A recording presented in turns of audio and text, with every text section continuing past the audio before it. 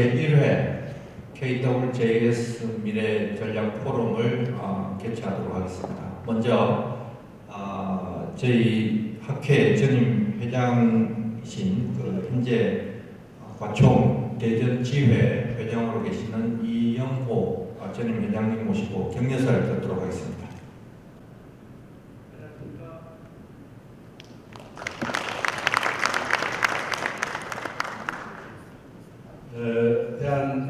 대한용접접합학회 회원 여러분, 안녕하십니까.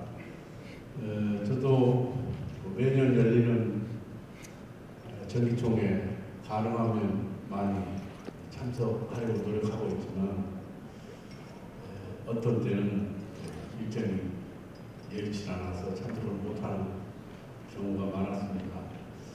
어제 와서 이사회의 모습을 보고 오늘 이렇게 학술대 발표를 보면서 느낀 점은 제가 학회를 맡았던 때가 2001년, 2년간이었습니다. 그렇게 보면 약 13년이 지났고 제가 활동하던 시대를 포함하면 15년이라는 세월이 지났지만 그 안에 있었던 여러 가지 활동을 이제 이 사회에서 보면서 참 많은 발전을 했구나. 우리 회장님들을 비롯해서 이사님들 또 각 분과 운영위원회 운영위원장님들 비롯해서 각 대학이나 또 산업체에서 근무하는 여러 박사님들 또 회원님들이 얼마나 많은 노력을 했는가 하는 것이 여실히 보였습니다. 특히 최근에 유럽에서 개최된 IIW 참석은 아마 57명이라고 제가 들었습니다만 세계 선진국에서도 그만큼 참석하지 않는 인원이 대거 참여해서 우리나라의 위상을 우리 용접 기술의 발전을 널리 알린 점에 대해서 큰 자랑이라고 저는 생각합니다. 특히 이런 때를 맞이해서 오늘 장은성 박사님께서 기조 강연을 해주시기로 돼 있는 제조업 경쟁력 강화를 위한 우리 학회의 역할이라는 주제를 가지고 여러분 토론자와 함께 귀중한 시간을 갖게 된 것을 정말로 축하드립니다. 우리 학회가 정말 많은 발전과 각고의 노력으로 계속 발전하고 있구나 하는 인상을 깊게 받았습니다. 오늘 이 전략 포럼은 제가 느끼기에는 강의를 듣지는 않았습니다만 우리 학회가 세부 내용을 학술 발표를 하는 내용과는 조금 다른 차원에서 R&D 분야는 물론이고 우리가 세계 여러 나라들과 경쟁을 함에 있어서 어떻게 하면 경쟁력을 확보할 수 있는가 하는 그야말로 과학 기술 발전을 위한 포럼으로 제가 생각됩니다. 아무튼 좋은 말씀, 좋은 강연 들으시고 폭넓은 의견 교환으로 오늘의 이 자리가 뜻깊은 결실을 가져오기를 바라면서 여러분 회원님들의 안녕과 발전을 기원하면서 간단하나마 격려사로 대신하겠습니다. 감사합니다. 장희석 회장님의 교회 인사만 읽겠습니다. 회원 여러분 안녕하십니까. 이따 정기총회 때 자세한 인사를 드리기로 하고요. 오늘 이 KWJS 미래 전략 포럼은 사실 우리 용접접합학회에 종사하는 모든 회원분들이 우리 대한민국 국가경제 국부를 창출하는 데 결정적인 역할을 하고 계시거든요. 그래서 좀 늦었어요, 사실. 늦었으나마 미래전략 프로그램을 시작한 걸 상당히 의미 있게 생각하고요. 아무튼 여기 있는 조선자동차 철강 중공업을 비롯해서 부품 산업에서조차 에러 공정은 전부 용접에 가서 걸려 있습니다. 여러분 잘 아실 거예요. 그래서 여기 오늘 나와주신 우리 기라성 같은 우리 용접적법학회의 대표 주자격인 이분들의 펜을 잘 들으시고 또 우리 정동과 기조원 들으시고 그 주위에 있는 분들한테 우리 용접적법학회에서 이거 중요한 일을 한다. 자꾸 용접을 하는 젊은이들이 늘어날 수 있도록 홍보도 많이 해주시고 또 기존에 활동하는 분들은 이런 분야 분들과 어떻게 협력을 하면 더 효과적으로 일을 진행할 수 있겠다 이런 아이디어도 좀 얻으시는 아주 중요한 계기가 됐으면 바라고요. 이 미래전략 포럼은 우리가 비디오 클립을 녹화를 해서 우리 홈피에 띄워놓을 겁니다. 그래서 여러분 주인분들한테 대한민국 홈피에 들어가서 미래전략 포럼 내용을 좀 보십시오. 널리 좀 홍보를 해주시기 바랍니다. 우리가 언론사의 보도자료로 본 내용도 뿌릴 예정입니다. 아무튼 이런 좋은 기획을 해주신 장홍석 부회장님 그리고 학술 부회장님, 박주영 부회장님께 감사를 드리고요. 제1회가 아니라 이게 연도를 붙인 이유는 앞으로 계속됩니다. 학술 발표 대회에서 이런 학술 논문 이외의 이런 순서가 매년 계속되면서 보다 뜻깊은 자리가 되길 바랍니다. 아무튼 이 자리를 준비해 주신 우리 임원분들께 감사드립니다. 감사합니다. 감사합니다, 회장님. 사실 제가 오늘 말씀드릴 내용은 이 기조 강연이 아니라 저희들 그 학회의 각 산업별 이 기라성 같은 전문가분들의 패널들이 여러분들한테 이제 말씀 주시기 전 단계에 제가 좀 장을 펴는 그런 의미라고 생각해 주시면 되겠습니다. 근데 감히 저희들이 포럼의 부제를 국가 제조업 경쟁력 강화를 위한 우리 학회의 역할 이렇게 붙일 수 있었던 것은 아마 거의 국내에서 저희 학회만이 이런 타이틀을 가지고 좀 심도 있는 기술적인 논의를 할 수 있는 그런 학회가 아닌가 생각을 합니다. 저희들이 6개 지금 분야를 선정을 했는데 아마 이 6개 분야라는 게 지금 이제 우리나라의 주력 제조업을 거의 망라한다고 보시면 되겠습니다. 그래서 먼저 제가 말씀을 시작하기 전에 오늘 그 패널 분들을 소개하도록 하겠습니다. 저한테서 가까운 쪽에서부터 소개를 드리겠습니다. 먼저 철강산업을 대표해서 포스코의 이종섭 상무님 와주셨습니다.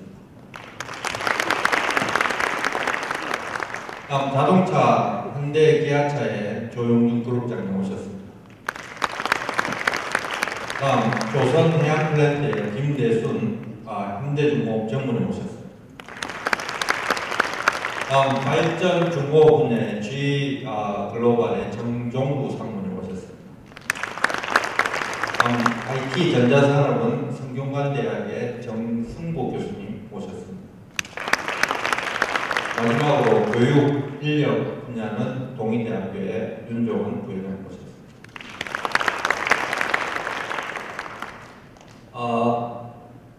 포럼의 저희들 학회에서 이런 포럼을 한번 했으면 하는 이야기들은 여러 회원님들과 오랫동안 나눠왔던 이 행사였는데요. 이 부분에 대해서 저희들이 이제 더 이상 이런 그 학회의 어떤 미션을 계속 이루어가기에는 우리나라의 어떤 경제 상황, 특히 그 제조업의 어떤 위기 상황이 간단치가 않다. 그래서 그 소위 이 학회의 집단 지성들이 좀 더 어떤 우리나라의 경제나 또 우리 학회의 주된 그 고객인 회원사들이 지금 이제 처해 있는 상황들을 서로 같이 인식하고 또 그런 어떤 위기 상황을 돌파하기 위해서 우리 학회가 좀 더 관심을 가지고 경주해야 될 분야가 어떤 분야가 있을까 이런 것들을 한번 같이 소통해보자는 그런 취지로 이해를 해주시면 되겠습니다. 이건 제가 금년 7월 이쪽 편 슬라이드를 계속 좀 참고로 봐주시면 되겠습니다. 아주 뜨거운 태양이 자결하는 이 시기에 휴가를 로마를 갔다 왔는데요. 그때 방문했던 곳이 포로 로마노라는데 이 라틴어로 포rum 로마눔이라는 뜻이랍니다. 그래서 이 포럼이라는 어원이 이 로마 시대 때 그 저런 광장에서 시민들이 모여서 토론을 하고 정치를 하고 거기서 어떤 중요한 의사결정들을 하는 그런 어원에서부터 출발해서 저희들이 지금 포럼이라는 단어를 쓰고 있습니다. 그래서 이 포럼이 저희들 학회 회원들이 직접 참여해서 우리 학회의 변화를 주도하고 또 우리 학회를 둘러싼 여러 가지 현실에 대한 진단이라든지 앞으로 저희들이 나아가야 될 어떤 미래의 개척의 장이 되고 또 이를 통해서 회원 간의 소통, 공감, 융합의 장이 되는 그런 포럼이 되기를 희망하면서 준비를 했습니다. 특히 1회 포럼은 우리 용접접합 기술과 관련된 수요 산업의 현황을 분석하고 문제점을 진단. 두 번째는 글로벌 경제 환경과 국내 주력 산업의 현황에 대해서 회원들이 좀 이해를 할 수 있는 장이 되고 각 산업별로 향후에 기술 개발 방향과 이에 대응하는 우리 접합 용접 기술이 어떤 게 있을 건지 그 다음에 이런 급변하는 시대에 우리 학회가 가져가야 될 핵심 가치를 다시 한번 생각해보는 그런 계기가 됐으면 합니다. 자, 이게 이제 여러분들 아침마다 신문을 보시거나 인터넷을 펼치시면 어렵지 않게 저희들이 직면하게 되는 통계 또는 그래프들입니다. 위기의 대한민국 제조. 근데 우리나라는 지금까지 제조업 중심으로 경제 발전을 해왔고요. 되게 GDP 대비 약 30% 정도가 제조업이 차지하고 있고 그 퍼센트가 다른 선진국에 비해서 특별하게 계속 증가를 하고 있습니다. 이에 비해서 지금 우리의 앞에 있는 선진국이나 우리를 추격하는 후발국들이 최근 들어서 굉장히 제조업에 대해서 관심들이 높아지고 그러니까 점점 경쟁은 더 심해지겠죠. 그러다 보니까 지금 우리나라의 어떤 제조업 경쟁력 지표들 다 화살표들이 지금 아래 방향으로 향하고 있습니다. 또한 우리는 이런 제조업 중심의 경제 구조를 바탕으로 해서 상당히 수출 의존적인 경제 구조를 가지고 있고요. 왼쪽 하단의 그 파란색 막대를 보시는 것처럼 지금 저희들이 GDP 대비 수출 비중이 거의 세계 1등, 2등 수준입니다. 57% 정도 되죠. 근데 이러한 그 수출 의존형 우리나라의 어떤 경제 또는 제조업 지금 현재 상당히 심각한 하향 국면을 맞고 있다는 것입니다. 그러다 보니까 이 주력 산업이 흔들린다는 아주 그 선정적인 기사 타이틀들이 계속 나오고 있고요. 삼중고 철강업 출구가 안 보인다. 조선 1위 한국 끝났는가. 자동차여 버텨다오. 돌파구는 어디에. 이 기자님들 기사를 정말 주옥같이 씁니다. 근데 지금 국내의 어떤 실질 및 잠재 성장률 추이라든지 제조업 매출액이 드디어 14년은 마이너스를 기록하고 이런 상황에서 지금 독일, 미국, 중국, 일본 각 산업 선진국들이 예외 없이 상당히 제조업 부활 내지는 제조업 경쟁력 강화를 위한 정책들을 지금 현재 구현을 하고 있습니다. 그러다 보니까 우리나라와 선진국 간의 기술 격차는 유지 내지는 더 벌어지거나 또한 한국과 중국 간의 기술 격차는 계속 줄어들고 있고요. 이 그래프는 세계 1등 품목수가 어떻게 변화되고 있느냐 하는데 한국의 1등 품목수는 12년 사이에 지금 줄어들고 있고 중국은 2배 가깝게 지금 증가하고 있는 그런 추세입니다. 우리나라의 12년 기준 세계 1등 품목수의 위치가 한 이 정도 됩니다. 64개 정도. 10등 밖으로 지금 벗어나고 있다는 거예요. 그래서 제가 드린 말씀을 요약을 하면 우리나라는 제조를 가지고 국가 경제 성장의 어떤 중추로서 역할을 해왔고 30% 이상의 그 GDP 포션을 가지고 있습니다만은 제조의 공동화는 점점 커져가고 있고 또한 수출 경쟁력이 경제 성장을 견인해 왔는데 최근 들어서 일본의 가격 경쟁력, 오히려 중국의 기술 혁신, 뭐 이런 지금 또 역전된 과거에 일본의 기술, 중국의 가격이었다면 오히려 지금은 일본의 가격, 중국의 기술이라는 이야기까지 나올 정도로 이 여러 가지 다양한 너트크래커 현상에 직면하고 있습니다. 그래서 제조의 그 혁신은 이제로서는 미룰 수 없는 과제가 되어 있는데요. 그동안 자본 투자 중심의 제조 성장이었다면 이게 이제 첨단 지식을 기반으로 한 기술 집약적인 구조로 전환돼야 될 시점이고요. 현재 뭐 조선 플랜트 쪽에서 계속 뼈아픈 뉴스가 나옵니다만은 어떤 수업료 지불과 관련된 문제라든지 제조 현장의 어떤 기본과 관련된 이런 걸 또 통칭해서 최근 들어서는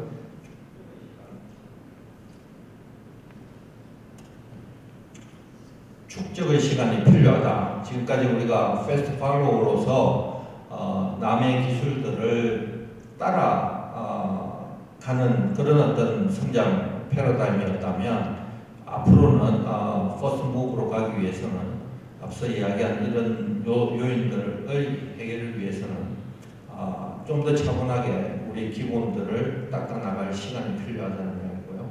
이런 관점에서 오늘 패널들을 모시고 우리 새로운 도약을 위한 현실 진단을 해보자고 하는 것입니다. 그래서 아까 소개드린 6분의 우리 학회의 주로 임원분들 중심으로 모셨고요. 이분들한테 제가 사전에 4가지 질문을 드렸습니다. 산업계가 처한 현실에 대한 진단, 그 다음에 우리 산업계가 돌파해야 될 숙제, 그 다음에 해당 산업계의 용접 적합과 관련된 현안 문제 또는 미래 도전 과제는 마지막으로 해당 산업의 경쟁력 강화를 위해서 우리 학회에 당부하고 싶은 말씀, 이렇게 4가지 질문을 드렸고 사전에 아주 성실하게 답변들을 해주신 내용들이 지금부터 이제 패널들을 통해서 여러분들한테 전달이 되겠습니다. 제자리로 돌아가겠습니다. 그럼 그 4가지 질문에 대한 답을 패널 분들이 그냥 스트레이트로 다 답변을 주시는 형태로 진행을 하고 중간중간에 혹시 각 패널 사이사이에 질문이 있으면 제가 추가적인 질문을 드리고 패널들 발표가 끝나면 플로어에 Q&A 시간을 갖도록 하겠습니다. 먼저 조선 해양 플랜트 산업부터 시작하겠습니다. 김대순 전문의 부탁드리겠습니다. 첫 발표를 드리기가 좀 부담스럽긴 한데 제가 질문을 받았을 때 그냥 머릿속에 떠오르는 그 순서대로 그냥 정리를 잠깐 해봤습니다. 원체 많은 기사들이 나왔기 때문에 저희 조선 해양 플랜트 쪽에 산업계가 처한 현실은 어느 정도 알고 계실 거라고 생각이 되지만 저희 내부적으로 스스로 진단하고 있는 것들 여러 가지 문제가 있는데 그 중에서 가장 크게 생각되는 3가지를 골라봤습니다. 첫 번째는 EPC, EPIC, EPCIC 여러 가지 종류들이 많이 포트폴리오에 있는데 그 EPC 사업을 저희가 그냥 컨스트럭션 앤드 설치 사업만 하다가 엔지니어링까지 하는 걸 보니까 돈이 될 것 같아서 뛰어들었습니다. 사실은 그런 책임을 전체 프로젝트를 지는 EPC에 대한 상당히 근본적인 고민을 하고 들어갔어야 되는데 좀 저희 나름대로 능력 있는 회사들이 상당히 무리하게 이 EPC 사업에 뛰어들지 않았냐 그런 생각을 가져봤고요. 두 번째로는 그 수주 환경 자체가 굉장히 안 좋습니다. 잘 아시다시피 유가도 떨어지고 거의 뭐 조선 성가나 이런 것들이 전부 바닥을 기고 있습니다. 뭐 무슨 말까지 나오냐면 지금 현재 그 수준이 최저의 바닥이냐? 그렇지 않을 수도 있다. 지금 현재 유가가 최저일 것이냐? 혹자는 이보다 더 떨어질 수 있다. 20달러 선까지 떨어질 수도 있다고 이렇게 얘기하는 사람들도 있습니다. 그렇듯이 수주 환경이 굉장히 안 좋아졌고 수주 환경이 안 좋아지다 보니까 계약 방식 자체가 헤비테일 방식입니다.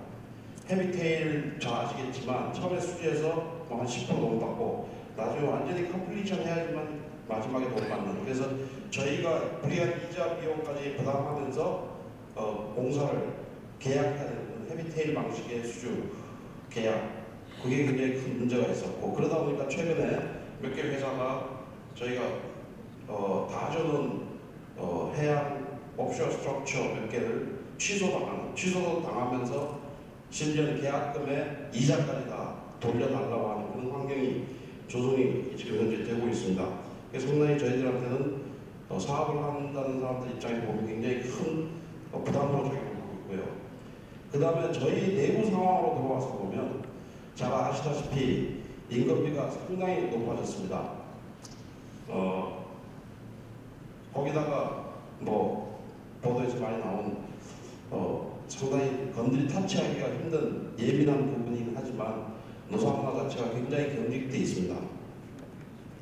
제일 답답한 거는 이렇게 자기가 하는 일에 대한 페이백을 훨씬 더 많이 요구함에도 불구하고 제 국내 사정은 대단히 높은 숙련 기능공들의 숫자가 굉장히 작다는 겁니다. 심지어 꼭 필요한 용접사들조차도 거제도와 울산이 나눠가지고서 작업을 하다 보니까 숙련자 찾기는 하늘의 별따기가 되고 있고 최근에 슈퍼듀플렉스나 듀플렉스 파이프에 백비드를 내고 용접할 수 있는 국내 숙련 기능공 최 100명이 되지 않는다. 그러니까 조선 3사가 30년씩 나눠서 그 공사를 대응하다 보니까 상당히 문제들이 많이 발생하고 있는 그런 시점입니다. 간단하게 세 가지로 저희 산업계가 처한 현실을 말씀을 드렸고요. 돌파의 관문으로도 한 4가지 정도 많이 들어보셨을 겁니다. 기초적인 소재 산업, 저희가 포스코나 현대제철을 다 계시지만 그 기본적인 저희 분야에서 필요한 호판 강제들 공급에는 큰 문제가 없지만 저희들이 하고 있는 EPC 사업에 있어서 기초 소재들, 비철 쪽이라든가 이런 쪽은 사실 국내 생산되는 양이 극히 일부분이고 적습니다. 전 세계적으로 저희가 쫓아다니면서는 머티리얼까지 프로큐어먼트 해서 저희가 약속한 시간 내에 모든 걸 제작 완료한다는 건 사실 굉장히 어려운 형편입니다. 그것과 아울러서 중요한 기능품에 해당하는 기자재들, 국산화율이 매우 떨어져 있는 상태입니다. 그런 것들이 분명히 이제 저희들이 넘어야 할 산으로 판단이 되고요. 이것도 여러 번 나왔습니다. 엔지니어링 능력의 근본적인 배양. 그러니까 저희가 전체를 다 책임질 수 있을 정도의 엔지니어링. 이게 과연 어느 수준인 것인가에 대한 감조차도 저희가 사실 갖기가 힘듭니다. 선박 같은 경우에는 상당히 많은 경험과 오랜 역사를 통해서 갖고 있는데 옵쇼어 쪽이나 이런 쪽들은 아직까지 여전히 저희가 좀 후진 상태에 머물러 있다. 그런 것들은 기초 소재, 머티리얼부터 시작해서 마지막 어플리케이션까지 전체를 아우를 수 있는 엔지니어링, 진정한 엔지니어링 능력의 배양 이런 것들이 굉장히 중요하겠다. 그 다음에 세계 유수 프로젝트들 예를 든다면 모델 오일 매제라든가 이런 사람들하고 세상에서 하지 않는 새로운 프로젝트에 과감히 들어가가지고 파이어니어적 공동 연구를 수행해 봐야 되겠다. 이런 것들도 저희들이 앞으로 해야 될 일이라고 생각이 듭니다. 가장 큰 것은 지금 현재 모든 해외 인더스트리가 공동을 겪고 있는 리퀴데이션 데미지가 굉장히 큽니다. 이건 뭐냐면 저희들이 예상했던 생산성조차도 지금 못 올리기 때문에 대부분의 프로젝트들이 상당히 딜레이가 돼서 심지어는 뭐 1년, 많게는 1년 이상 이렇게 딜레이가 되면서 저희들이 모든 리퀴데이션 데미지가 굉장히 크기 때문에 이런 것들을 극복할 수 있는 획기적인 생산성 향상 방안 이런 것들이 좀 나와야 되겠다 생각합니다.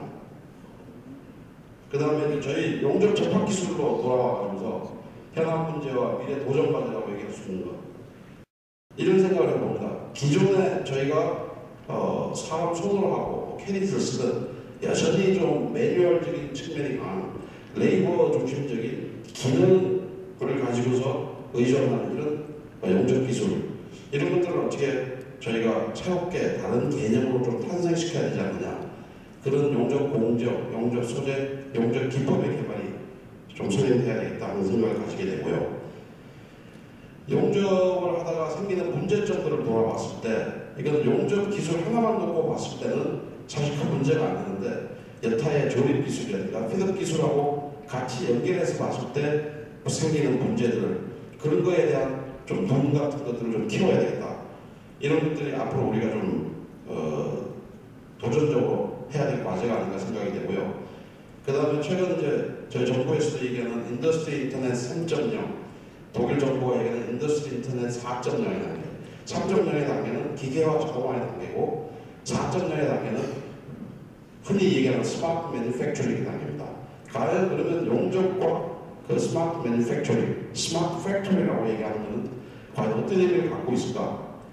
이거는 뭐 완전 무인 자동화까지는 가지 않겠지만 그래도 상당한 수준의 자동화와 용접에 관련된 모든 데이터들을 자동으로 게더링하고 그걸 우리가 어떤 알고리즘을 개발해가지고서 스스로 진단하고 해석하고 해서 그걸 피드백해 줄 수 있는 용접에 있어서도 그런 스마트 매니팩처링 기술이 하루속히 좀 도입이 돼가지고서 시도가 돼야 되겠다 이런 생각을 해봤습니다. 그 다음에 이제 이런 것들과 연관해서 저희가 경쟁력 강화를 위해서 우리 학회에서는 과연 뭘 할 것인가 이건 뭐 여러 가지 있을 수 있겠지만 제일 큰 거는 인력이 너무 부족합니다. 용접 관련돼서 저희가 신입사원을 뽑고 싶어도 사실은 수급되는 그 대상 폭 자체가 굉장히 작습니다. 저는 이제 저희 회사 내에서는 제가 항상 얘기를 할 때 어떤 얘기를 하냐면 법사급 인재, 도사급 인재 이런 얘기를 많이 했습니다. 법사는 어떤 사람이 법사냐면 코드 스펙에 달동한 사람들. 그래서 웬만한 디자인이나 웬만한 스펙은 머릿속에 꿰뚫고 있는 사람들 법사라고 보여요. 그걸 바탕으로 해서 우리가 처한 현실에서 가장 획기적인, 가장 최적의 공정 기술, 최적의 디자인 기술, 최적의 생산 기술을 도출해내고 그 기술들이 앞으로 어떻게 발전해 나갈지 스스로 개념 정립을 하고 거기에 발맞춰서 따라나갈 수 있는 도사급 인력들을 좀 양성을 해야 되겠다. 그걸 하기 위해서 저희 이 학회 내에서 보시면 뭐 야금위원회, 공정위원회, 뭐 장비 관련된 뭐 각종 여러 가지 분야가 많습니다. 하나만 갖고 융합의 시대인데 하나만 갖고 성공할 수 있는 시대는 지났다고 보고 이런 것들을 두루두루 좀 아울 수 있는 도사급 그 회원들의 양성 뭐 이런 것들도 좀 생각해 볼 여지가 있지 않겠느냐 생각하고요. 그 다음에 최근에 대형 프로젝트를 하다 보면 인터페이스 엔지니어라는 얘기가 많이 나옵니다. 그러니까 공정 넘어가면서 잘 짚고 넘어가면 아주 쉽게 해결될 수 있는 문제도 원체 사이즈가 크다 보니까 인터페이싱이 안 돼서 했던 일을 다시 하게 되고 또 잘못된 것들은 다시 다 뜯어내고 새로 작업해야 되는 뭐 이런 일들이 비일비재하게 많이 벌어집니다. 그러니까 인터페이스를 꿰뚫어 볼 수 있고 인터페이싱 엔지니어링을 할 수 있는 능력 뭐 이런 것들을 좀 배양해야 될 것 같고요. 지금 저희 학교에 저희 같은 대기업들이 많이 들어와 있긴 하지만 독일과 같은 제조업 강국이 되기 위해서 최근에 제가 미국에 롤스로이스를 갔었는데 롤스로이스 항공기 엔진에 들어가 보시면 굉장히 진짜 거의 풀 오토메이션 돼 있고 모든 데이터가 자동으로 게더링이 됩니다. 문자들은 스마트 매니팩처링이 되는데 그 속에 들어가 있는 모든 장비와 공정을 공급한 회사들은 전부 중소기업 대부분 이제 일본 기업 아니면 독일 기업들의 장비나 이런 공정 기술들이 도입이 되어 있는데 저희도 용접 접합 기술 차원에서 예를 들면 저희 학회만 혼자서 모집할 게 아니라 용접협회 같은 상당히 분위기를 좀 좋게 만들어서 그 사람들도 같이 기술 개발이 올라오고 그게 백그라운드가 돼가지고 저희 같은 대기업의 베이스먼트 기술을 깔아줄 수 있는 중소 중견기업의 육성에 대해서도 저희가 많은 신경을 써야 되지 않느냐 이렇게 생각합니다. 예, 감사합니다. 네, 감사합니다. 워낙 방대한 산업 분야라서 여러분들께 드리고 싶은 말씀이 많았을 것으로 생각이 됩니다. 사회자 질문은 생략하고 다음 자동차 쪽으로 바로 넘어가겠습니다. 조영준 그룹장 부탁드리겠습니다. 네, 안녕하십니까. 자동차 버터 대업을 담당하고 있는 그 현대자동차 용접접합 그룹 조영준 부장입니다. 네 가지 그 사전 질문을 주셨는데요. 현재 처한 현실, 그다음에 프로파일 관문, 또 용접접합 쪽에서 우리가 해야 될 과제, 그다음에 강구하고 싶은 말씀, 그래서 거기 준비해서 슬라이드를 준비했습니다. 저에게 제가 받은 시간은 5분이었어가지고요. 5분에 맞게 준비를 했는데 조금 더 시간이 걸릴 수도 있을 것 같습니다. 먼저 저희 자동차 산업 경쟁력 약화 원인에 대해서 보시는 바와 같이 세 가지로 정의를 했는데요. 앞에 말씀해주신 김전무님과 다를 것 제 말씀을 그대로 다 말씀해 주셨기 때문에 길게 말씀드리진 않겠습니다. 일단 원화 강세 때문에 특히 이제 일본 엔저 때문에 미국 시장이나 유럽 시장에서 고전을 하고 있는 상황이고요. 주력 시장 성장 둔화라는 말은 브릭스라 그래서 저희 빈 공간이 있었는데 이미 그 브릭스라는 빈 공간이 채워진 상태입니다. 그렇기 때문에 그 성장 둔화라는 의미가 있을 수 있고요. 마지막은 부끄러운 말씀이 될지도 모르겠습니다만 저희가 이제 HPV라고 해서 아웃오퍼 비클 자동차 한 대를 만드는데 비용 사용되는 시간, 그러니까 인건비가 되겠죠. 지금 현대기술자가 갖고 있는 그 HPV가 특히 국내 공장 같은 경우에 굉장히 경쟁력이 약한 상태입니다. 그래서 그런 부분에 대해서 저희가 그 경쟁력 약화 원인을 볼 수 있겠고요. 두 번째로 설명드릴 부분들은 그럼 우리가 돌파해야 될 관문이 무엇이라는 질문을 받았는데 저는 그 답변을 대신에 저희 그럼 자동차라는 그런 산업이 어떤 방향으로 갈 것이냐, 앞으로 자동차의 트렌드는 뭐고 우리가 무엇을 봐야 될 것이냐 하는 그런 개념으로 자동차 산업 트랜스포메이션스라는 제목으로 10가지를 골라봤습니다. 첫 번째는 성장 속도 둔화인데요. 이거는 여태까지 저희가 자동차가 세계적으로 연간 한 8천만 대 정도 팔리고 있는데요. 그 성장 속도가 보통 평균 4%에서 5%씩 성장을 하셨습니다. 하지만 향후에는 그렇게까지 못 올라가고 3% 유지를 할 거라고 예측이 되기 때문에 자동차 산업 자체가 성장 속도가 둔화될 것이다. 그 다음 시장 가격화는 역시 예전에는 선진국 위주의 자동차가 소모됐지만 후진국이나 아니면 그 개발도상국에서도 자동차가 많이 소모될 것이고 거기에 따라서 저희들은 어떤 이슈가 생길 수 있냐면 시장이 다양화되면서 거기에 대한 모델이 많이 늘어나게 되겠고요. 거기에 대한 기술 개발, 생산 비용이 더 증가될 수 있습니다. 환경 규제 강화는 너무나 잘 아시는 부분이기 때문에 제가 굳이 자세히 설명드리지 않아도 CO2 배출가스 축소라든가 연비 개선 부분에 대해서 향후 중요한 이슈가 될 것이고요. 에너지 디플레이션은 조금 전에 유가가 $20까지 내려갈 수도 있다라는 전망까지 있다고 말씀하신 것처럼 에너지가 유가가 $100까지 갔을 때는 하이브리드니 전기차니 그런 것이 대세가 될 것이다 그랬는데 지금처럼 에너지가 유가가 떨어졌을 경우에 하이브리드 자동차의 판매가 또 줄고 있는 상황이기 때문에 그런 미래 예측을 어떤 식으로 대응을 해야 되는지 그것도 하나의 이슈가 될 것 같습니다. 공용화 확대는 대량 생산, 그 다음에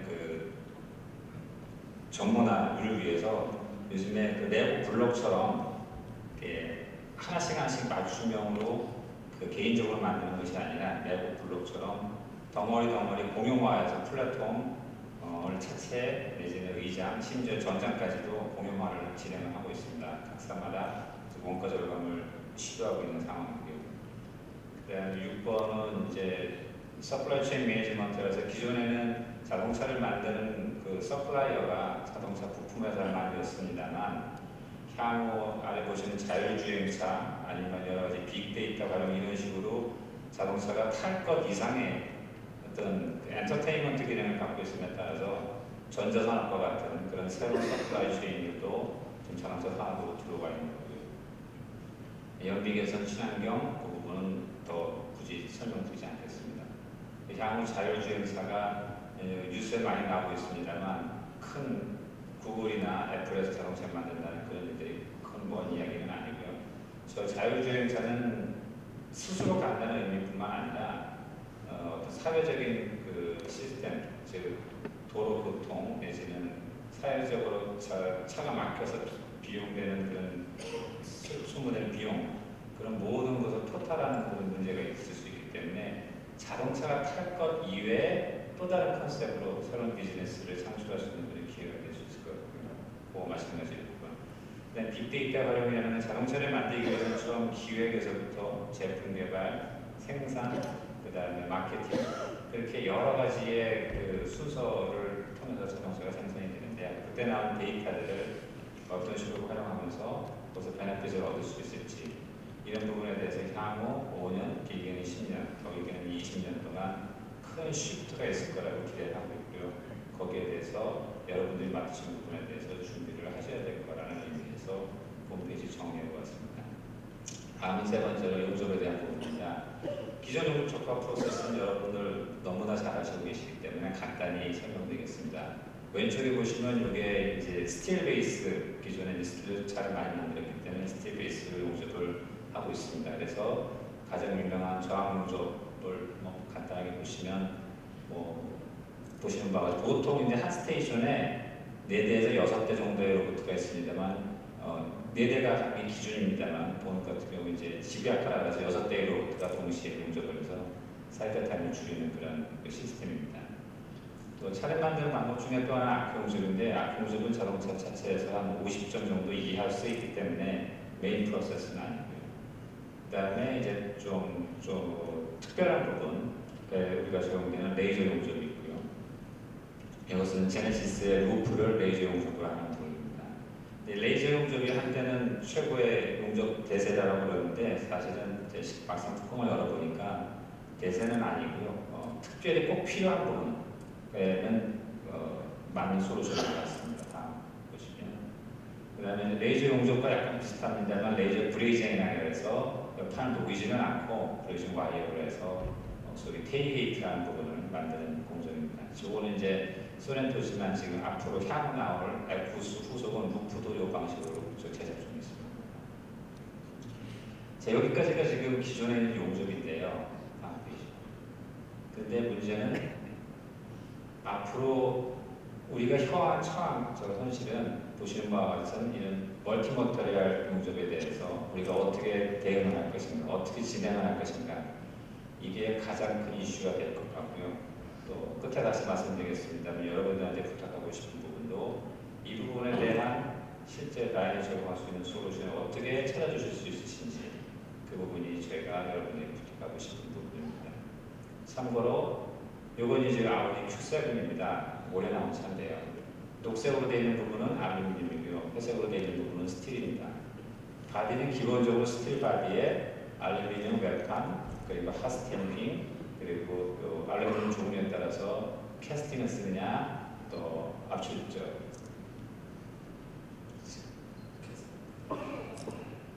캐스팅을 쓰느냐 압출을 쓰느냐 그렇게 구성되어 있습니다. 그래서 중요한 점은 이 차체를 만들면서 스틸 기반의 알루미늄 핫스탬핑 이 종류가 있기 때문에 결국은 이 차를 만들기 위해서는 조이닝이 필요한데 저 멀티 머터리얼을 어떻게 조이닝하느냐 그런 부분에 대해서 저희가 굉장히 뒤처져 있는 상황이고요. 여러분들이 가장 크게 도와주셔야 될 부분 중 하나입니다. 이거는 BMW 7 시리즈입니다. 이거 올해 나온 거 역시. 근데 중요한 건 가운데 이 검정색으로 되어 있는 게 카본 파이버입니다. 이 카본 파이버는 외판으로 된 자동차들은 많이 있는데요. 안에 있을 경우에 도장호문을 통과하면서 열평생 개수 차이에 의한 굉장히 큰 이슈가 많이 있습니다. 그런데 BMW가 양산한다는 것은 저희랑 기술 독자가 굉장히 큰 것을 보여주고 있고 이 부분을 여러분들이 물론 저희들이 하고 있습니다만 여러분 중점적으로 리서치해 주셔야 될 것 같습니다. 그래서 마지막으로 여러분들한테 어떤 이슈들이 그럼 이런 관점에서 있을 수 있느냐, 저런 부분들을 할 때 실제 모든 차를 만들어서 때려 부술 수는 없고요. 기본적으로 해석으로 먼저 진행을 합니다. 그래서 각각 그런 디스밀러 머터리얼들에 대한 해석 능력들이 있느냐, 그런 거 우리가 포함하고 있느냐, 또 아까 말씀드린 것처럼 카본 파이버는 거의 열팽창 배수가 제로에 가깝고요. 스틸은 10이고 알루미늄은 한 25 정도 됩니다. 그런 디스밀러 머터리얼이 도장 부분에 들어갔을 경우에 굉장히 큰 차이가 발생하기 때문에 이런 델타 알파 이슈를 어떻게 해서 해결할 수 있느냐, 또 알루미늄과 스틸 같은 또 카본 파이버 같은 경우에 이온화 영향 차이에 따른 갈바닉 부식을 어떻게 해결할 수 있을 것이냐, 또 일반 우리가 한 공장에서 5대 내지 6대의 다른 종류의 차종을 쓰기 때문에 한 대가 알루미늄을 갖고 들어온다고 하더라도 기존 공장을 이용할 수가 없습니다. 그래서 기존 공장을 그대로 유지하면서 저런 디스밀러 머터리얼 차를 어떻게 만들 것이냐, 라인 공용을 어떻게 할 것이냐, 이러한 이슈들에 대해서 여러분들이 향후 연구해 주시면 저희 자동차에서 그대로 반영을 해서 저희 제조 경쟁력을 위해서 끝까지 버티도록 최선을 다하겠습니다. 네, 고맙습니다. 네, 감사합니다. 자동차에서 상당히 어려운 숙제를 저희 학회에 주셨습니다.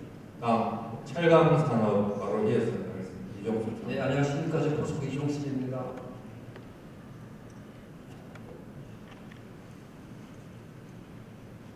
네, 철강 업계는 잘 아시겠지만 다수의 좀 플럭추에이션은 있지만 점차 이렇게 완만하게 하강하는 그런 모습을 그리고 있습니다.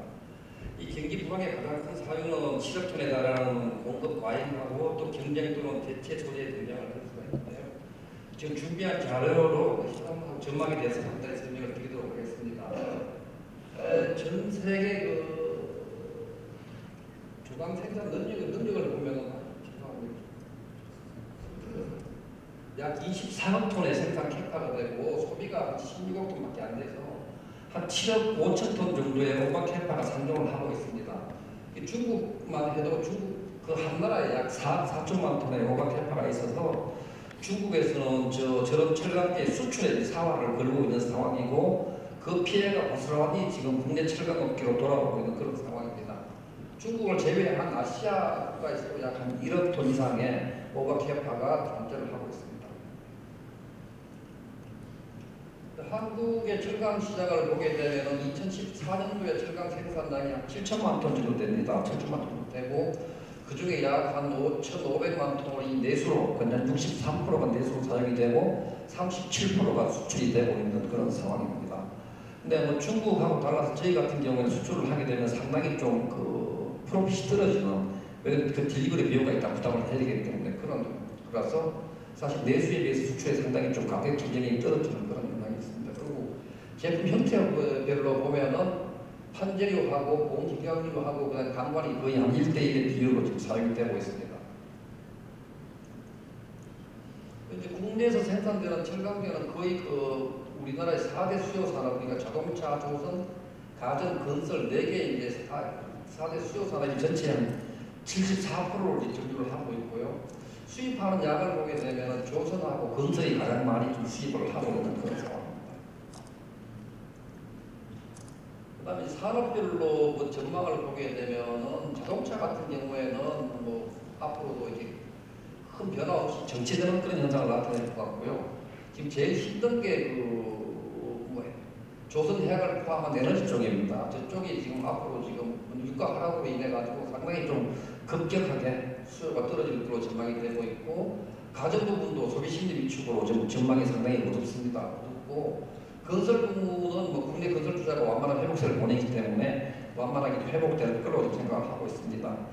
이런 자료를 보면은 지금 잘 아시겠지만 이미 일반광 시장은 중국과 같은 후발 국가에 비해 가지고 이미 경쟁력을 다 잃은 상태입니다. 그런 상태이기 때문에 저희가 이제 이런 위기를 극복하기 위해 가지고는 고기능제, 고부가가치제, 저희들이 이제 우리 회사에서 이걸 WP제라고 분류를 하고 있습니다. 월드 프리미엄제라고 해서 우리가 가장 세계에서 먼저 개발한 월드 퍼스트 제품하고 그 다음에 탑3의 경쟁력을 가지고 있는 개발 제품 중에서 월드 베스트 제품, 그 다음에 가격 경쟁력이 뛰어난 그 월드 그 모스트 제품이라고 해서 세 가지 합해서 저게 이제 WP 제품이라고 분류를 하고 있는데 이제 그 앞으로 계속 WP 제품을 제가 구청을 하고 있습니다. 이건 이제 제품을 이제 WP 제품 중심으로 이제 포트폴리오를 재편할 필요가 있고, 이걸 하기 위해 가지고는 제품 그 포트폴리오를 재편하기 위해 가지고는 생산 시설 역시 이제 이에 맞춰 가지고 최적화하는 그런 작업이 진행이 돼야 되는데, 뭐 저희도 진행을 하고 있고 뭐 같은 다른 제철소들도 이제 진행이 되고 있다고 생각하고, 이미 중국도 일반제 시장은 힘들다고 생각하고 이미 WP 제품을 몸을 돌리고 있는 그런 상황이라고 보시면 됩니다. 이 한 가지 방향 외에 저희들이 또 추구를 하고 있는 것이 그 소위 말하는 솔루션 마케팅입니다. 저희들이 이제 뭐 소재만 공급을 하는 게 아니고, 소재를 공급할 때 용접이라든지 성형기술과 같은 어플리케이션 테크놀로지하고, 그 다음에 뭐 딜리버리라든지, 그 다음에 물량, 그 다음에 파이낸스까지 포함한 그 커머셜 스포츠를 포함해서 이런 솔루션을 개발을 해서 고객에게 가치를 드리는 그런 활동에 지금 역량을 집중하고 있는 그런 상황입니다. 이런 경향이나 방향 같은 경우에는 저희 포스코뿐만 하는 게 아니고 국내 철강사들이 다 동일한 방향으로 진행을 하고 있을 거로 생각을 하고 있습니다. 근데 이제 문제는 지금 세계 경제가 다들 전망을 하고 있는 게 L자 저성장 기조가 지금 장기간 지속될 거로 지금 전망이 되고 있는데, 문제는 지금 철강제 가격이 인건비라든지 소재비는 급격히 상승을 하고 있는데, 지금 철강제 가격은 약 20년 전의 가격으로 돌아가 있습니다. 후판이라든지 그 다음에 그 여러 코일의 가격이 지금 30만 원대로 보시면 됩니다. 그 정도 떨어져서 상당히 지금 힘든 상황에 지금 직면해 있는 상황이기 때문에 철강업계가 경쟁력을 유지하기 위해서 앞에서 말씀드린 것처럼 WP 제품 중심으로 포트폴리오를 재편해야만 되는데, 이런 이제 고기능 소재 개발이 가속화되다 보면은 잘 아시겠지만 용접의 중요성이 더욱더 이제 부각될 수밖에 없는 그런 상황입니다.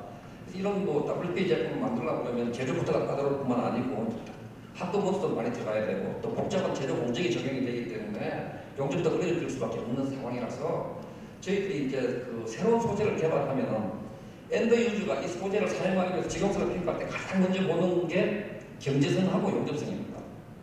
이게 시장에서 돈이 될 건가, 그 다음에 이 용접이 얼마나 쉽게 잘 될 건가, 이 두 가지를 보고 있는 거거든요. 그래서 이런 측면에서 저희들이 뭐 새로운 소재를 개발할 때는 이렇게 용접 재료하고 용접 공정 개발이 반드시 동반해서 진행을 하고 있고, 이런 부분에서 우리 학회의 역할이 좀 지원해주는 역할이 상당히 좀 필요하다고 생각을 하고 있습니다. 그래서 지금 저희가 봤을 때는 학회에서는 어떤 상용화 단계에서 지원을 하기보다는 어떤 기획이라든지 기초기술 개발 단계부터 참여를 해서 새로운 소재라든지 용접 기술에 대한 어떤 브렉스루한 아이디어도 좀 제공을 해주시고 이론적인 근거를 제공하고, 그 다음에 그 용접 인력 양성에 큰 역할을 해줄 거로 기대를 하고 있고요. 또 한 가지가 부탁을 드리는 것은 지금 환경 규제가 갈수록 엄격해지고 있습니다. 그래서 여기 용접 접합 기술에 친환경화에 대해 가지고 학교에서 좀 역할을 해주셨으면 하는 게 저희들의 바람입니다. 지금 뭐 친환경화에 관련된 기술은 어떤 산업 현장에서 개발하기보다는 학회에서 전문가 중심으로 이제 소위원이라든지 전문가 집단을 구성을 해서 관련 산업으로서 어떤 파이낸싱을 지원을 받아가지고 연구를 수행하는 것이 바람직하지 않을까 생각하고 있습니다. 감사합니다. 네, 감사합니다. 요약하자면 학회, 일단 철강사는 어렵다. 그다음 학회는 좀 원천기술 중심, 또 특히 환경과 관련된 용접접합 환경과 관련된 기술 이런 쪽에 좀 배움이 있었으면 좋겠다. 제가 생각할 때 금방 자동차 산업에서 말씀해 주신 것처럼 우리 조선 해양플랜트, 철강 이런 쪽에서 향후에 정말 그런 학회가 풀어내야 될 원천기술 난제가 뭔지 이런 것들이 좀 더 명확하게 디파인이 돼서 학회에 던져지고 학회에서는 그런 걸 뭐 도전하기 위한 정부 사업이 됐든 민간 기업 대상의 어떤 프로젝트가 됐든 그런 식으로 좀 구체화될 수 있었으면 하는 바람이 갑자기 생각이 듭니다.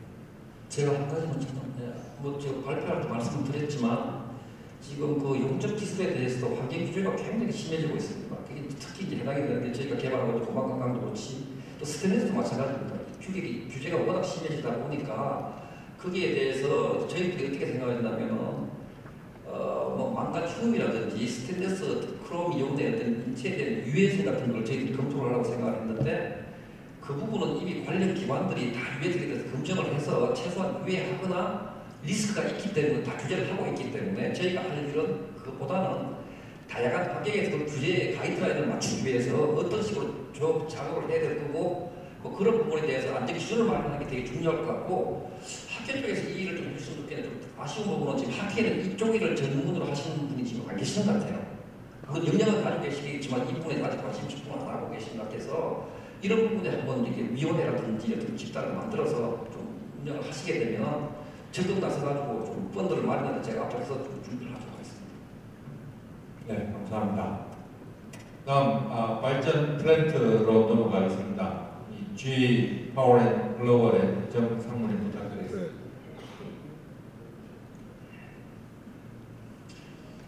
아마 대부분이 제가 어디 다니다 보면 G라는 회사를 잘 모르더라고요. 그래서 저는 G에 대해서 간단히 설명을 먼저 드리고 시작하겠습니다. G는 약 130년 전에 발명왕 에디슨이 만든 회사입니다. 그래서 저희가 에너지 부분에 마켓 쉐어가 약 50%, 그 다음에 항공기 엔진 분야에 약 70%, 그래서 전 세계에 떠다니는 항공기 엔진 한 70%는 G 거라고 보시면 크게 벗어나지 않을 겁니다. 그 다음에 메디컬 쪽에 우리 MRI 장비, 울트라소닉 장비, 이런 장비들, 그 다음에 트랜스포테이션, 하여튼 크게 인프라 쪽에 이런 일들을 하고 있고요. 그 다음에 이제 캐피탈 쪽에 좀 일을 하고 있습니다.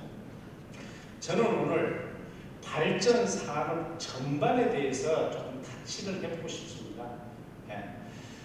다들 요사이 어렵다 하는데 발전 산업도 마찬가지로 거기에서 크게 벗어나지는 않은 것 같습니다. 조금 희망적인 것은 인류 역사 이래 발전 산업이 후퇴한 적은 없었습니다. 그래서 이 이후도 계속 발전을 할 겁니다. 자, 그림은 2010년하고 2030년 일단 대비 어떻게 변해갈 것이냐를 그냥 그림으로 표시한 건데요. 성장으로 보게 되면 한 100% 정도로 그렇게 보시면 될 겁니다.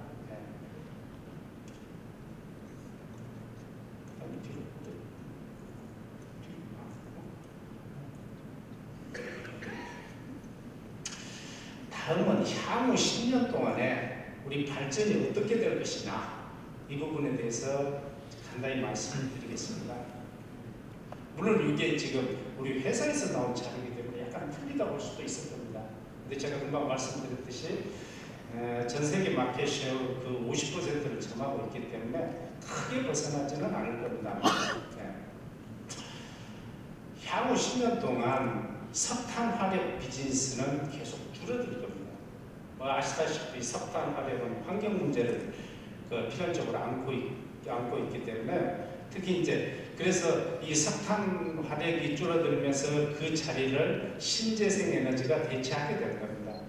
특히 영국 같은 경우에는 올해 벌써 2, 4분기에 신재생 에너지가 석탄 화력을 추월을 했고 한 10년 후 정도에는 전체 전력의 한 30% 정도를 신재생 에너지로 채우는 이런 야심찬 계획도 갖고 있습니다.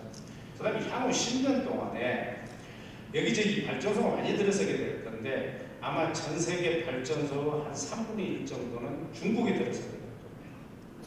그래서 중국 같은 경우에는 후쿠시마 원전 사태 이후에 원전 쪽에 잠시 주춤했었는데 2012년부터 다시 조금씩 움직이기 시작해서 현재는 26대 정도가 가동되고 있는 걸로 알고 있는데 2030년까지 약 110대가 가동될 걸로 이렇게 생각을 하고 있습니다. 물론 석탄 화력, 그 다음에 신재생 에너지 이쪽도 굉장히 강하게 움직이고 있습니다. 그 다음에 이제 아세안 국가로 좀 돌아가 보면요. 아세안 국가들은 사실 지금 전기가 부족해서 불도 못 켜고 사는 사람들이 참 많이 있습니다. 그래서 이 시장은 아마 석탄 화력이 당분간은 상당히 주가 될 것 같고 마찬가지로 여기도 향후 10년, 15년 내에 막 석탄 화력이 전체 비중 한 50% 정도를 차지하지 않을까 이렇게 생각을 하고 있습니다. 그 다음에 이제 국내 산업으로 조금 돌아가고 있습니다. 예. 물론 국내도 참 요사이 별로 좋지 못한데요. 예. 원자력 비즈니스로 가보게 되면 원자력 뭐 아시다시피 저항이 굉장히 심합니다. 그래서 막 원자력 내후년 2017년부터 또 설계 수명이 다 되는 그 원자력 발전소도 생기게 되고, 그래서 결국 그 자리는 다른 어떤 발전에 의해서 채워지게 될 겁니다. 지금은 한 30% 정도 원자력이 차지를 하고 있고, 그 다음에 석탄 화력 지금 한 39% 정도 되고 있는데 아마 오래 가지 못할 것 같습니다. 물론 이제 한국에서 다시 발전소를 지기도 굉장히 어려울 겁니다. 그 다음에 이제 가스폭파. 우리나라는 조금 특이한 나라입니다. OECD 대부분 국가들은 산업, 그 다음에 가정, 상업용이 3대 3 정도 되는데, 대한민국 같은 경우는 산업용이 한 53%, 그 다음에 가정용이 한 15%, 나머지는 상업용 이렇게 돼 있어요. 요새 경기가 좋다 보니까 이게 공장이 났더라고요. 그래서 산업 쪽에서 전기를 많이 안 쓰게 되고, 그래서 요사이 복합화력 많이 멈춰 서 있는 상태입니다. 그 다음에 이제 신재생 에너지로 가보면요. 우리 국가적으로 한때 풍력, 솔라 굉장히 붐을 일으켰었는데, 지금 설비 용량으로 봤을 때 풍력 같은 경우는 한 560메가와트 정도, 사실 타이완보다 못한 상태고, 그 다음에 이제 국내에도 시스템을 하는 어떤 대기업들은 거의 풍력에서 손을 뗀 상태고, 예, 파트를 공급하는 회사들은 아직까지는 굉장히 경쟁력이 있는데 중국 쪽에 강력한 도전을 받고 있는 그런 상황입니다. 자, 솔라 같은 경우에 지금 한 500메가와트 정도, 그 정도 우리 국내 능력이 있는 것 같은데, 마찬가지로 이것도 중국이 한국 대비 한 70% 정도? 그래서 그만큼 한국이 가격 경쟁력이 없다는 얘기죠. 상당히 굉장히 어려운 그런 상황이라고 그렇게 생각이 됩니다. 자, 향후 기술 전망에 대해서 저는 몇 가지 키워드로 말씀을 드리고 싶은데요. 예, 첫째는 에너지 저장 장치입니다. 제가 금방 언급한 대로 일단 그 신재생 에너지로 가다 보면 신재생 에너지는 필연적으로 전기를 계속 생산할 수 있는 그런 제도가 아닙니다. 자, 솔라 같은 경우 햇빛이 있어야지 전기가 나오고 저녁에는 생산할 수가 없어요. 예, 풍력 같은 경우 바람이 불어야 되고, 그래서 전기를 생산할 수 있을 때 생산했다가 그 다음에 전기가 없을 때 쓸 수 있는 어떤 스토리지 관계된 그런 기술들이 굉장히 발전하게 될 겁니다. 그 다음에 아까 우리 두 분이 먼저 말씀을 하셨는데, 그 다음에 이제 산업 인터넷이 되지 않을까 그렇게 생각을 하고 있습니다. 자, 저희 지휘 같은 경우에는 올해 산업 인터넷을 통해서 매출 약 6조 정도를 생각을 하고 있습니다. 그 다음에 2020년까지 매출 15조를 목표로 이쪽으로 굉장히 강력하게 드라이브를 하고 있습니다. 물론 한국도 그렇게 하고 있는 걸로 알고 있고요. 그 다음에 이제 스마트 그리드, 그 다음에 이제 우리가 생각할 수 있는 게 에너지 효율을 극대화할 수 있는 이런 노력, 이런 쪽에 상당히 가능성이 있지 않을까 저는 그렇게 생각을 합니다. 그 다음에 이제 학회에 부탁하고 싶은 것은 사실 이 부분에 대해서 주도적으로 우리 학회가 해줬으면 좋겠다 하는 게 핵심 부품이나 프로세스 이런 거 국산화하는데 산학회원이 협조를 해야 되고, 여기에 학회가 좀 주도적인 역할을 할 수 있었으면 좋겠다. 그 다음에 그런 일을 하기 위해서는 필수적인 게 인력인데, 인력 양성에 우리 학회가 조금 역할을 했으면 좋겠다. 이런 생각을 하고 있습니다. 마지막으로 간단히 제가 우리나라 기업, 중소기업, 제가 지금 글로벌 소싱을 맡고 있는데요.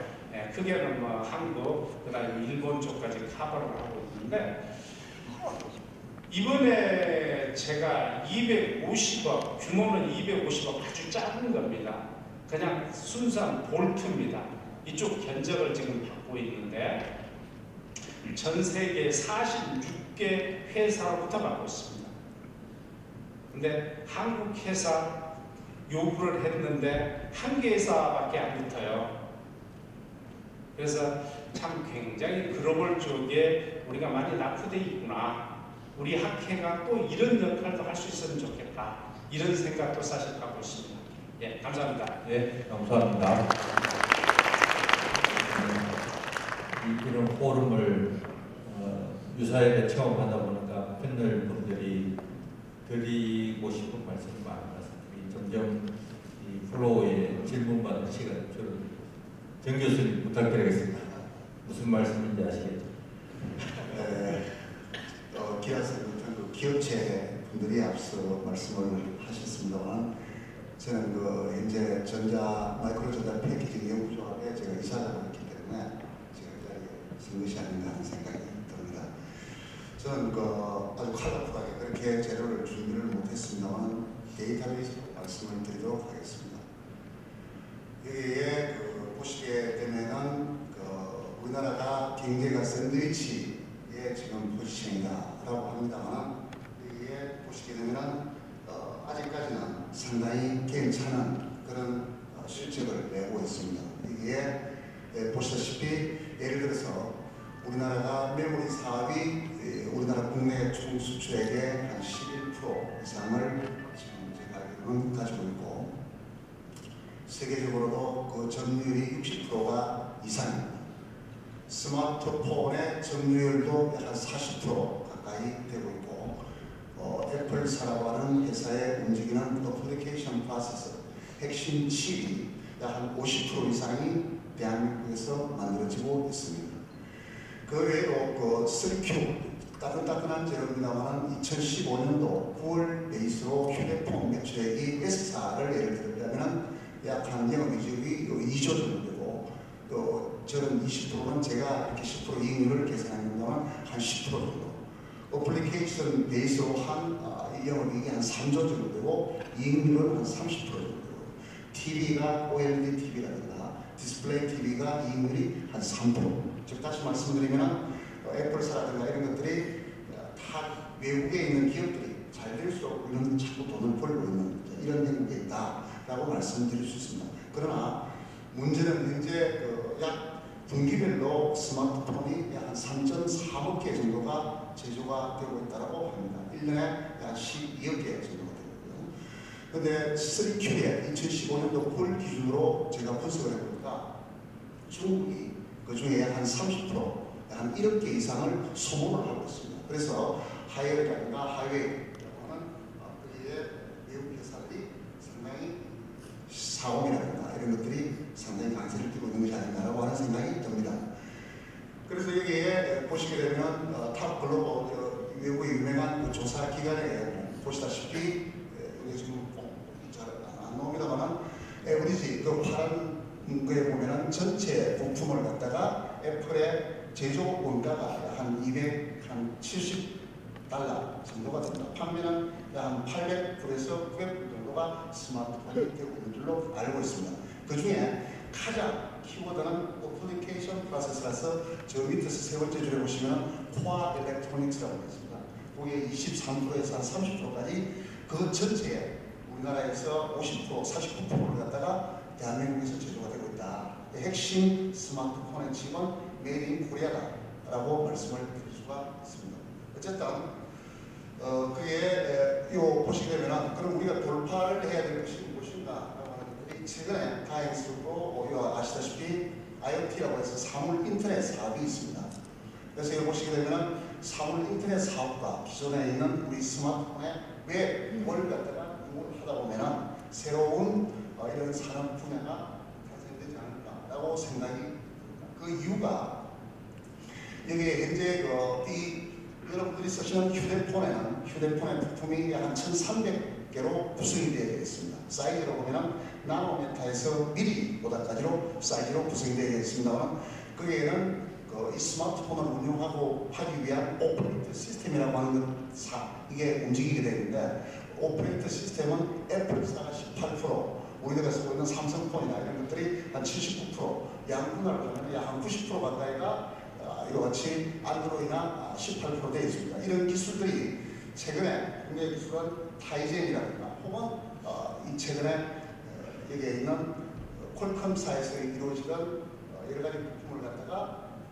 엑스노 칩이라고 하는 이런 부품을 애플리케이션 칩을 이용해서 타이젠이라고 하는 독자적인 여하튼 이 OS 시스템을 구축하고 있는 중이기 때문에 우리가 이런 선진 기술과 요소 기술의 마이크로 접합 기술이 관련되면 상당히 앞으로 괜찮지 않을까라고 하는 생각이 듭니다. 문제는 뭐냐면 이런 중소기업 분야에 계신 분 오라는 대부분이 현재 70년도, 80년도에 교육을 받거나 생산성을 강조하던 분들입니다. 그래서 예를 들어서 이거 제일 마지막 줄에 보시면 예전에 LTE가 처음 나왔을 때 연구비를 주는 분들이나 결정을 하시는 분이 선진국의 사례를 대봐라. 저한테 그렇게 얘기합니다.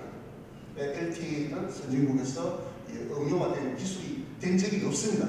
없는데 왜 자꾸 선진국의 사례를 대라. 다시 말씀드리면 스마트폰이나 이런 부분은 상당 부분이 한국 기술이 원천 기술로서 이와 같은 퍼스트 무브로 갈 수 있는 가고 있는 기술들이 일부 있다라고 하는 말씀을 드릴 수 있습니다.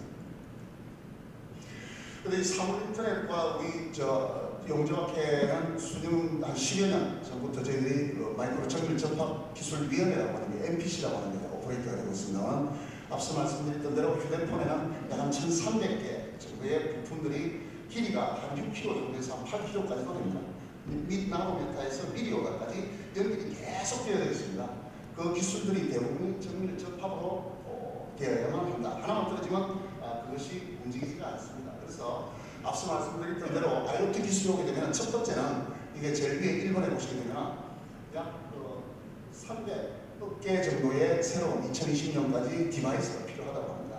디바이스가 필요하다는 이야기는 정밀 접합 기술로서 많은 패시브 컴포넌트라고 하는 것과 연결돼야 오퍼레이터가 됩니다. 그와 다른 부분을 우리가 빠르게 가야 되겠다라고 하는 말씀을 드렸습니다. 두 번째는 앞서 말씀드렸던 대로 빅데이터입니다. 빅데이터는 액티브 컴포넌트로 우리가 즉 다시 메모리 디바이스를 통해 가지고 됩니다.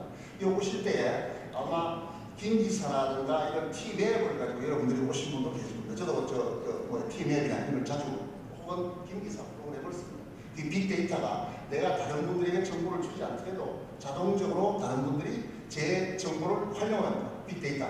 그래서 많은 이와 같은 저항값이 작은 즉 1,200개의 부품에 되어 있는 인터페이스를 갖다가 잘 적절하게 조절하고 해가지고 전도성이 높은 하이 퍼포먼스의 서킷이나 컴포넌트를 만드는 것들이 정밀 접합 기술과 밀접한 관계가 있다. 앞으로 괜찮은 기술이다라고 말씀을 드렸습니다. 마지막으로 이게 보실 수 있는 새로 도전할 수 있는 기술로서는 이와 같은 IoT 기술을 이용을 한 이 노인성 질환입니다. 앞에 신발 같은 게 있습니다만 스마트 슈즈라고 하고 밑에 있는 것은 꺼집니다. 미국의 같은 경우에는 1인당 널싱 이런 케어를 할 때 노인이 이와 같이 이렇게 병원에 누워 있으면 약 한 25만 불 정도의 비용이 소요가 되고 있다고 합니다. 그래서 이와 같은 스마트 슈즈를 갖다가 정밀 접합 기술로서 어셈블리 되어 있는 부품을 신발창에다 넣고 이와 같이 보행을 하게 되면 6개월까지 하게 되면 이분이 화학적으로 치매가 오기 전에 사전에 예방이 가능하다고 합니다. 그래서 적절한 조치를 할 수 있는 이와 같은 체크를 할 수 있는 스마트 슈즈. 두 번째는 노인분들께서 탁 병원에 누워 계시면 제일 겁나는 게 욕창이라고 합니다. 그래서 욕창은 뭐냐면 생리적 현상에서 나온다면 이 센서를 우측에 있는 부분에 있는 센서를 이용해서 빠르게 이 웹이나 스마트폰에 정보를 데이터베이스 해가지고 사무실에 있더라도 우리 부모님이나 내 현재다 빨리 바꿔야 된다 하는 쪽에 우리가 정보 접합 쪽에 기술들이 좀 더 많은 연구가 되어야 되겠다라고 하는 생각이 듭니다. 마지막으로 이것도 마찬가지로 이 문제가 뭐냐면 우리나라의 지금 전자계가 예를 들어서 S사의 전자의 매출액을 비교를 해보니까 약 한 220조 정도 되고 대한민국의 올해 총 예산이 약 한 350조 정도 된다고 합니다. S사의 매출액의 한 63%가 대한민국의 현대자동차를 소개를 하자면 한 6% 정도가 됩니다. 한 기업에 너무 많이 편중이 되어 있는 것들이 우리가 빠른 유사 기업들이 IoT, 사물, 인터넷과 관련되어 있는 정밀 접합 기술이 접목된 이런 기술들을 우리가 빠르게 플러스 무버 기업으로서 가는 것이 중요하다 하는 생각이 듭니다. 그 사례로 노키아라고 하는 것들이 노키아라고 하는 기업이 유럽에 있는 나라의 기업이었습니다만 전체의 국가 GNP의 한 20% 정도로 14년 동안 계속 원전을 하고 있다. 일시에 무너졌던 사례가 있습니다.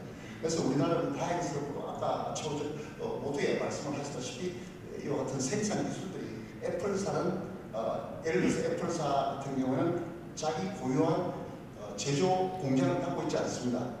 다행스럽고 우리나라에서는 L사라든가 S사는 제조 공장을 직접 오퍼레이트하고 있다라고 하는 것은 상당히 우리에게는 장점이자 단점이라고 할 수 있습니다. 그래서 더욱더 우리가 이 어떤 사물 인터넷 새로운 기술에 빠르게 우리가 접근을 해서 좀 어떤 대외 경쟁력이 있고 플러스 무브로 갈 수 있는 이런 고가치에 우리가 모처럼 온 기회를 갖다가 계속 우리가 유지하는 것이 간단히 아닌가 하는 생각이 듭니다. 감사합니다. 감사합니다. 예. 저희 그 용접학회였다가 용접접합계로 진화를 했고 그에 도움하기 위해서라도 말씀하신 것처럼 이 접합 분야에 대한 우리 학회의 관심이 좀 더 커져야 될 것 같습니다. 마지막으로 교육 인력과 관련해서 윤종원 교수님께서 말씀해 주시겠습니다. 네, 안녕하십니까. 동의대학교 윤종원입니다.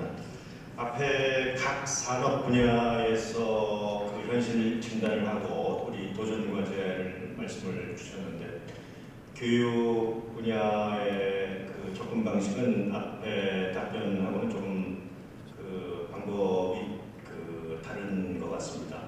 간략하게 제가 준비한 것 좀 보여주시죠.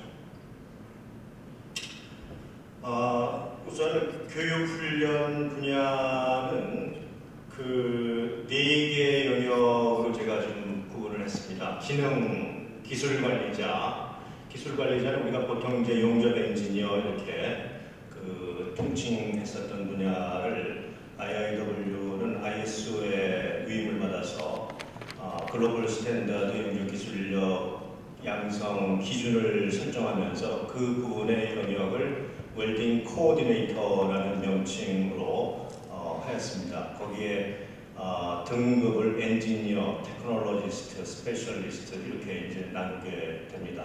그다음에 이제 그 후속 공정이 반드시 비파기 검사가 요구되는데 비파기 검사자 역시 교육훈련 영역에 포함되고요. 우리에게 조금 생소하지만은 한 5, 6년 전에 IAWIAB가 용접 구조물 설계자의 그 교육과 관련된 규정과 교재를 개발을 해서 유럽의 몇몇 나라가 웰딩 스트럭처 디자이너 교육 훈련을 진행하고 있습니다.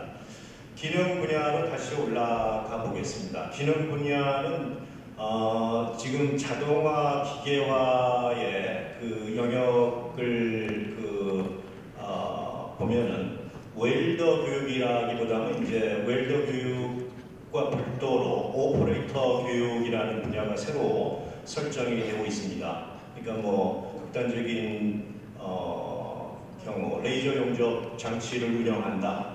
그럴 경우에는 이제 웰더의 개념은 아니죠. 오퍼레이터의 개념이 되겠습니다. 우리나라는 대체적으로 대기업체의 사내 기술 훈련을 해서 웰더 교육을 하고 자체 검정을 통해서 인력을 양성하는 분야하고 노동부 산하의 폴리테크닉 대학에서 기능사, 기능자 교육 과정을 운영해서 역시 기능 분야 용접 기술 인력을 양성하고 있죠. 또 하나 지적한다면은 이제 공업계 특성화 고교에서 역시 기능사 정도의 교육훈련을 통해서 용접 기술 인력을 양성하는 현황을 갖고 있습니다. 최근에 그 기능 분야 훈련에서 좀 특이할 만한 사항은 우리가 용접기와 용접자재 컨슈머블을 이용해서 반복 기능 훈련을 하는 것이 전통적인 교육 훈련의 방식이었으나 최근에는 이제 웰딩 트레이닝 시뮬레이터를 이용해서 좀 기자재를 많이 소모하는 것을 좀 그 경비를 절감하고자 하는 그런 경향의 또 기능 훈련 방법들이 도입이 되고 있습니다. 다음 우리 대학에서 이제 주로 그 양성하는 분야가 이제 기술관리자 분야입니다. 4년제 국가대학을 우리 좀 더듬어 보면 그간 90년대의 부경대학교에서 그 이전에는 종합대학 어디에서도 4년제 국가대학에서 그 용접공학 박사학위 과정을 운영한 역사는 없었던 것 같습니다. 이후에 99년 3월부터 한밭대학에서 역시 용접공학과를 설치해서 운영을 한 바가 있습니다. 그런데 현재 두 대학 모두 그 용접공학과의 4년제 공학사 학위 과정이 그렇게 활발한 상황은 아니고 일단은 학부제 운영 등의 방식에 의해서 신소재공학과에 통합되어 운영되는 것으로 알고 있습니다. 근데 이제 특이할 만한 것은 조선대학교에서 2015년 올해 3월부터 용접공학 전공의 4년제 학사과정을 운영하는 것을 시작한 것으로 알고 있습니다. 세 번째 사항이 이제 우리 학회에 대해서 앞에 여러 산업 분야에서 용접기술 인력 양성의 요구를 말씀을 하셨는데요. 학회 자체가 교육훈련기관의 기능을 하는 것은 아니나 행정적으로 교육훈련기관을 통제하여 일정 수준의 용접 기술을 일정 시간 이상 교육하도록 하는 권한을 우리가 독점적으로 위임받은 사항이 있습니다. IIWIB로부터요. 그래서 그 산하 기관의 명칭을 이제 Approved Training Body (ATB라고) 하는데 한밭대학교 용접공학센터는 대한용접적합학회가 그러한 기능을 하기 이전부터 1986년부터 그 Approved Training Body의 역할을 해왔습니다. 그때 행정적으로 통제하는 역할은 독일 용접협회 DBS가 해왔었고요. 그것이 98년도에 이제 종료가 됐습니다. 2008년도에 종료가 됐습니다. 그래서 우리 2009년부터 우리 학회가 IIWIB에 가입을 하도록 준비를 해서 한 4년 정도 준비를 해서 9년, 10년, 2012년 1월 비로소 우리 학회가 IAB로부터 소위 Authorized National Body (ANB의) 그 역할을 국내에서 독점적으로 하도록 인증을 받은 상황에 있습니다. 내년 되면 상반기에 이제 문서검증, 10월에 또 현장 실사단이 와서 2주기 인증을 받게 되게 되는데요. 그래서 이제 우리나라에 현재 현존하는 유일한 그 ATD가 한밭대학교 용접공학센터입니다. 그래서 공학사 학위를 받은 사람을 대상으로 입학 심사를 해서 입학 허가를 받은 그 공학사 학위를 취득한 자에게 약 27학점, 약 3개월의 집중 교육을 하게 됩니다. 교육 분야는 재료, 공정, 설계, 시공, 그리고 60시간의 실습 입학입니다. 그래서 사실상 이제 그 논문을 쓰지 않는 석사과정을 3개월간 그 집중적으로 진행한다 이렇게 생각을 하시면 되고요. 우리 현재 1년에 약 30에서 35명 정도가 그 과정에 입학 허가를 받아서 교육을 받고 그 중에 한두 명이 이제 검정에 실패해서 대체적으로 합격해서 그 IWE 디플로마를 취득하고 있는 상황에 있습니다. 세 번째, 비파괴 검사자 교육훈련. 이 영역에 대해서 학회는 아직까지 크게 관여하지 않고 있습니다. IIWIB에도 이 교육 과정을 운영하는 그 프로그램이 있는데 우리 학회는 그 프로그램에 대해서는 인증 신청도 하지 않았고 아직 ATD 사항에 있으나 행정적으로 지금 진행된 바는 없습니다. 그런데 이 교육을 예를 들면 지금 한밭대역 용접공학센터에서 나름으로 그 교육과정을 운영합니다. 여기서 교육받은 사람들은 투입 후에서 검정을 시행해서 합격하면 그쪽에 그 서티피케이트를 받거나 또는 아메리칸 웰딩 소사이어티의 CWI 그 프로그램에 또 검정이 있으니 거기에 또 응시해서 합격하면 CWI라는 서티피케이트를 또 받고 뭐 이런 방식으로 지금 비파이 검사자 교육훈련이 몇몇 교육훈련 기관에서도 진행되고 있습니다. 우리나라 동일대학교에서도 뭐 교육을 해서 TWI의 비파이 검사자의 서티피케이트를 또 검정하도록 뭐 하는 그런 것도 알고 있습니다. 용접 구조물 설계자 교육훈련은 앞에 두 번째 용접 기술 관리자 웰딩 코어디네이터보다는 조금 그 등급이 교육 내용이나 교육 수준이나 교육 시간이 좀 짧은 과정인데 우리나라의 교육에 대한 그 시도가 아직 진행되지 않고 있는 상황입니다.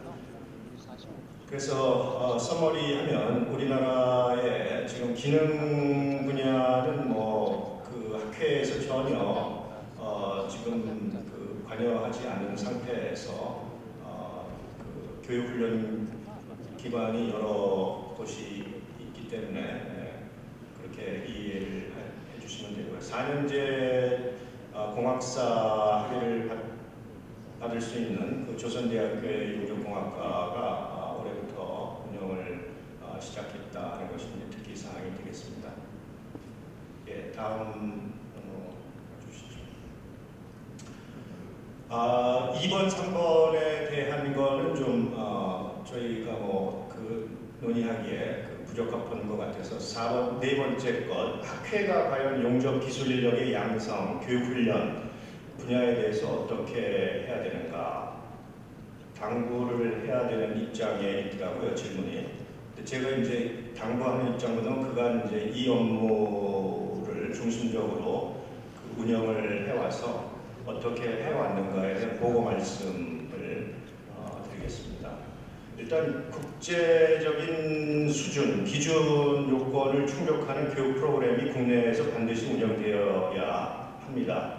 다행스럽게도 그런 기능을 하는 교육기관 ATB가 있고 그 교육기관에서 여러 가지 프로그램 중에 그 IWS는 이제 고등학교를 졸업한 자 중에 2년에서 3년 금속가공이나 용접기술 분야에 그 현장 경력이 있는 사람에게 입학허가를 내줘서 8주 교육을 하는 겁니다. 8주 교육이면 한 15학점 이런 정도로 알고 있습니다. 그리고 IWE 교육은 앞에 자세하게 말씀을 드렸고요. 네. 하여간 국내의 글로벌 스탠다드를 충족하는 교육 프로그램이 용접 기술 관리자, 웰딩 코어디네이터 영역에서는 진행되고 있다라는 것이 제가 보고드릴 사항입니다. 그 다음에 이제 이 프로그램이 계속 운영되려면은 공학교육 인증 같은 것을 하시는 분들은 이미 다 경험을 하셨듯이 5년 주기로 그 상위기관으로부터 인증을 받아야 되죠. 우리 워싱턴 어코드 산업국이 국내 용접공학 인증을 하는 그런 기관에게 인증을 부여해야 우리 국내 대학 각 공과대학의 프로그램이 그 공학교육 인증을 받는 그런 절차와 동일합니다. 그래서 우리 용접접합학회가 AMB로서 이미 이제 5년 주기의 끝에 와 있기 때문에 그 인증을 계속해서 취득하도록끔 그 학회는 노력을 하고 있고요. 그 준비 작업을 지금 계속하고 있습니다. 그리고 마지막으로 이제 제가 검은 고딕체로 쓰지는 않았는데 고딕체로 써 있습니다. 저뿐만 아니라 이 AMB의 그 지위를 유지하기 위해서 여러분들이 지금 희생적으로 노력하고 계신데 이 자리를 통해서 제가 감사의 말씀을 또 아울러 드리도록 하겠습니다. 예, 이상입니다. 감사합니다. 다시 한번 오늘 사전 자료 준비와 성실한 발표를 해주신 6분 패널들께 큰 박수 부탁드리겠습니다. 총회 스케줄이 거의 다 된 것 같은데요. 원래 이 플로어에서 질문을 받는 시간이 한 30분 정도 배정이 되어 있는데 안타깝게 생각합니다. 혹시 질문이 있으시면 전화 또는 학회 사무국으로 주시면 또 그 해당되는 패널을 통해서 답을 듣도록 하고요. 전혀 질문을 안 하고 넘어갈 수는 없을 것 같고 이 질문은 꼭 해야 되겠다고 하시는 분 손을 좀 들어주십시오. 네, 강 교수님 부탁드리겠습니다.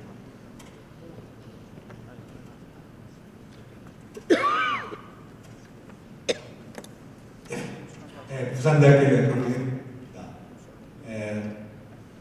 우리가 지금 미래의 전략 프롬이기 때문에 용접비 또 용접접합비 기술이 미래에 필요할 요구하면 학교의 역할도 필요한데 제가 느끼는 것은 하나가 외국과 달리 기업에서 학교에 요구하는 게 거의 적은 것 같습니다.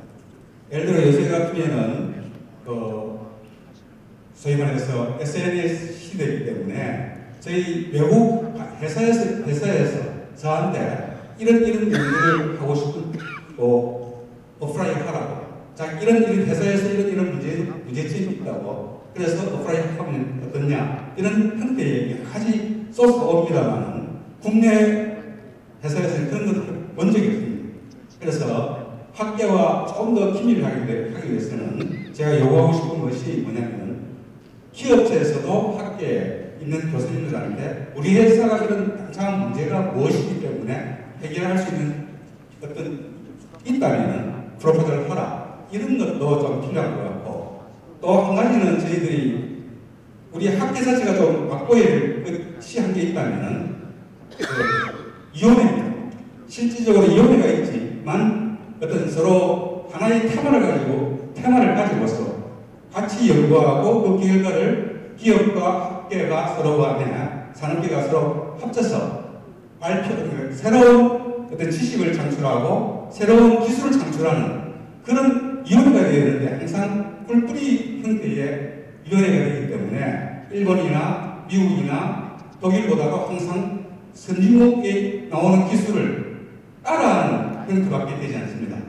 그래서 제 생각으로는 두 가지가 좀 더 우리 학계에서 활성화됐으면 좋겠다 이렇게 생각합니다. 감사합니다. 질문이라기보다 코멘트로 접수를 하고 교수님 말씀하신 내용을 저희 학회가 어떻게 소화할지를 좀 고민을 해봐야 될 것 같습니다.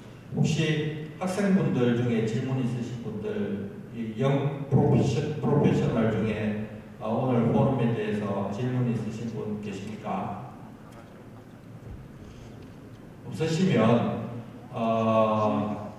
나중에 또 총회나 단체회 때 이 패널분들 개인적으로 뵙고 또 질문을 해주시기를 바라고요. 마지막으로 앞서 말씀드린 것처럼 이 포럼은 저희 학술 발표대의 어떤 정례화된 형태로 진행을 할까 하고요. 그러기 위한 그 포럼 운영과 관련된 전담팀이 구성돼서 그 주제라든지 패널 그다음에 그 결과에 대한 정리뿐만 아니라 몇 가지 정말 우리가 바로 실행을 할 가치가 있거나 할 필요가 있는 것들은 방안을 수립하고 그런 내용들을 회사의 승인으로서 진행하는 이런 형태로 진행을 할까 합니다. 첫 포럼이라서 여러 가지로 미흡한 점이 많이 있었던 것 같은데 양해해 주시고 이상으로 제1회 KWJS 미래전략 포럼을 마치겠습니다. 감사합니다.